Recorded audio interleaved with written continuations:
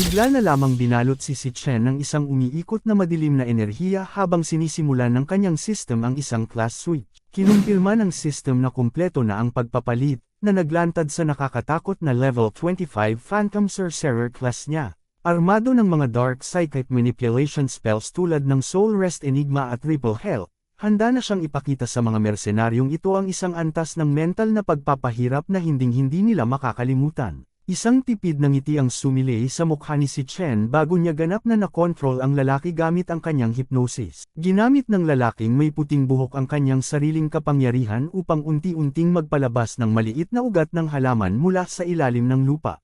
Mahinahong inutusan ni si Chen ang lalaki na atakihin ang sarili nitong binti at pagkatapos ay ang braso nito. Sa ilalim ng impluwensya ng hypnosis, sumunod ang lalaki sa bawat utos ng walang paglaban at eksaktong ginawa ang lahat ng ipinag-utos sa kanya ni si Chen. Habang nangyayari ito, hindi maiwasan ni si Chen na alalahanin ang mga salitang narinig niya kanina at ang mga sinabi ng lalaking ito tungkol sa kanyang kapatid na babae, kaya patuloy na lumalim ang galit sa kanyang loob. Pagkatapos nito ay inilipat ni si Chen ang kanyang tingin sa pangalawang lalaki, na agad na nataranta at takot na nagtanong kung ano ang ginawa niya sa kanyang kasama. Malamig siyang tiningnan ni si Chen at sinabing ang lalaki naman ang susunod. Agad na namutla at nabalot ng takot ang mukha ng pangalawang lalaki kaya napasigaw ito.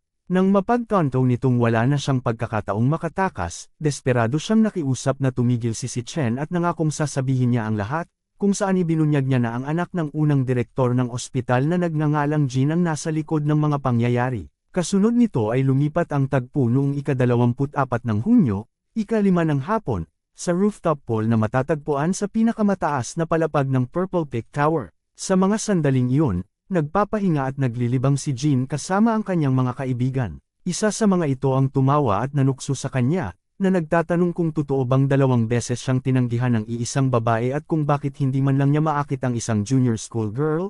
Sabay question kung ano na ang nangyari sa pagiging tanyag niya sa kanilang campus. Ang pagkarinig sa mga salitang iyon ay mabilis na nagpaapoy sa galit ni Jean. Nagdilim ang kanyang ekspresyon at nagnitngit ang kanyang mga ngipin sa galit habang pabulyaw niyang sinabi na 2 beses siyang ginawang tanga ng babaeng iyon sa harap ng lahat, at idiniin niyang sa gabing iyon ay pagsisisihan ng babae ang bawat segundo ng ginawa nito. Patuloy na nag-alab sa loob ni Jean ang kahihiyang kanyang dinanas at determinado siyang ilabas ang kanyang pagkadismaya. Matapos itong sabihin, bigla siyang tumalikod at nagsimulang maglakad palayo sa grupo. Napansin ng isang babae sa malapit ang kanyang biglaang pag-alis kaya tinawag siya nito upang tanungin kung saan siya pupunta. Gayunpaman, wala sa mood si Jean na makipag-usap kahit kanino kaya hindi man lang siya lumingon at sinabihan na lamang ang babae na iwanan siyang mag-isa habang nagpatuloy siya sa paglalakad. Makalipas ang ilang sandali, pumasok si Jean sa palikuran sa pag-asang mapakalma ang kanyang sarili ng pribado. Unti-unting nawala ang ingay mula sa party sa rooftop habang nakatayo siya roon ng mag-isa.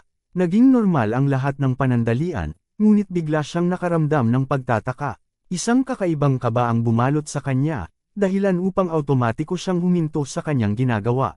Nakaramdam si Jean ng kakaibang atmosfera, na tila ba may sumusubaybay sa kanya mula sa dilim. Dahan-dahan siyang lumingon at nakakunot noong tiningnan ang madilim na bahagi sa kanyang likuran. Sa eksaktong sandaling iyon, biglang kumurap ang mga ilaw, na lalong nagpulala sa inis at masamang timpla niya.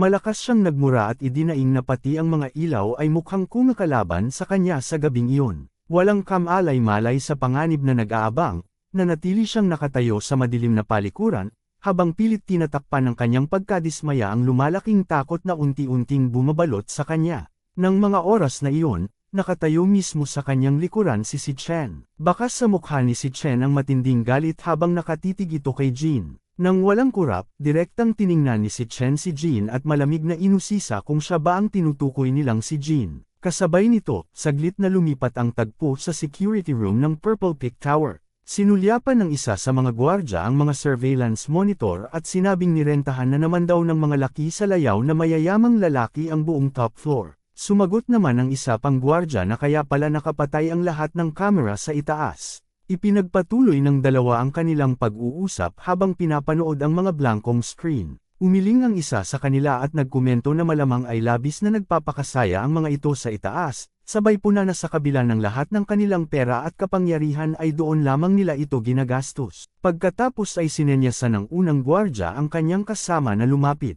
Sa mahinang boses, ibinahagi niya ang usap-usapan na karamihan sa mga babae roon ay hindi sumama ng kusa kundi nilinlang lamang at nakulong doon. Lumaki ang mga mata ng pangalawang gwardya at hindi makapaniwalang nagtanong kung seryoso ba ang kanyang kasama.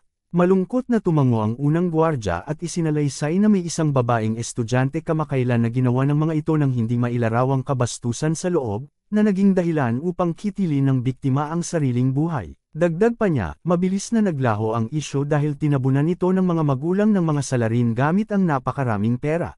Mas lalong nagdilim ang kanyang ekspresyon nang sabihin niyang ang mahabang listahan ng mga nakakadiring ginawa ng mga lalaking iyon ay aabot sa isang buong nobela. Nagbabala siya na hindi dapat magpalinlang sa mamahaling damit at gwapong mukha ng mga ito kahit isang segundo, dahil sa likod ng mga nakasasarang pinto, sila ay walang pinagkaiba sa mga hayop. Balik sa palikuran, litong-lito at galit na tinitigan ni Jean si Chen. Pilit niyang inusisa kung sino si Chen at kung paano ito nakapunta roon gayong mahigpit na ipinagbabawal sa publiko ang palapag na iyon. Nang walang sinasagot, inilabas ni Chen ang telepono ng lalaking may puting buhok at tumawag. Ilang sandali pa, nagsimulang tumunog ang sariling telepono ni Jean. Nang makita ang screen, lalong nanlamig ang mga mata ni Chen at pinaratangan niyang si Jean ang nagpadala ng mga tauhan upang tugisin si Xian. Kaagad na nagbago ang ekspresyon ni Jean matapos marinig ang katotohanan ito. Kinakabahang nagtanong si Jean kung bakit hawak ni Chen ang telepono ni Blackie, at inusisa kung nasaan ito at kung ano ang ginawa niya rito.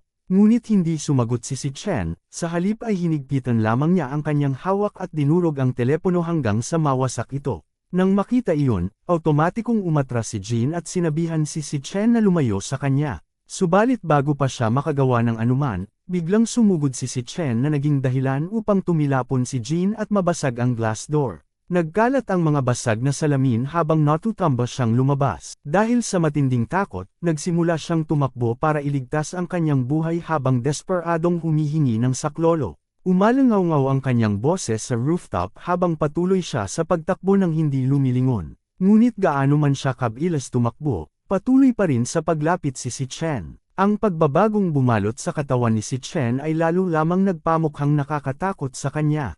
Lumingon si Jean at halos tumigil ang pagtibok ng kanyang puso, kaya nagpapanik siyang nagtanong kung sino si Chen at kung ano ang ginawa niya rito upang danasin iyon, sabay utos na lumayo ito sa kanya. Patuloy na lumala ang takot ni Jean sa bawat hakbang niya. Pagkatapos, na parang kumikapit sa huling bagay na inaakala niyang makapagliligtas sa kanya, isinigaw niya kung kilala ba ni Chen ang kanyang ama na siyang direktor ng unang ospital. Pinagbantaan niya itong ipapalibing siya ng kanyang ama kung sakaling saktan siya nito, at inakusahang nawawala na sa katinuan si Chen. Pinanood lamang ni Chen ang kanyang kaawa-awang pag-aalburoto ng walang anumang emosyon at pinatahimik ito. Sa sandaling bitiwan ni Chen ang utos na iyon, napasailalim din si Jean sa kontrol ni Chen. Nanigas ang katawan nito, at kahit gaano pa niya gustong manlaban ay hindi niya kayang suwi ng utos, na tila ba hindi na sa kanya ang sarili niyang katawan. Itinuro ni Chen ang isang basag na piraso ng salamin sa malapit at inutusan itong pulutin. Labag man sa kanyang kalooban, yumuko si Jean at kinuha ang matalim na salamin ng eksakto sa ipinag-utos sa kanya.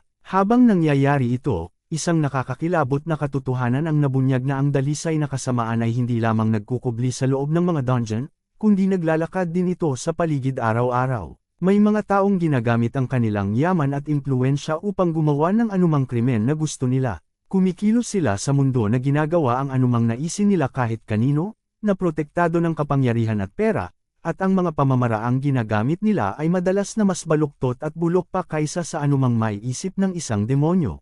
Nang mga sandaling iyon, ang lalaking sumasailalim sa interogasyon ni Chen kanina ay tuluyan ng umamin sa lahat. Inamin niyang binayaran sila ni Jean ng malaking halaga at inutusang siguraduhing hinding-hindi makakalimutan ni Iris ang araw na iyon sa anumang paraan. Ang pagkarinig sa mga salitang iyon ay lalo lamang nagpatibay sa determinasyon ni Chen. Malamig na sinabi ni Chen na maling tao ang kinalaban nila.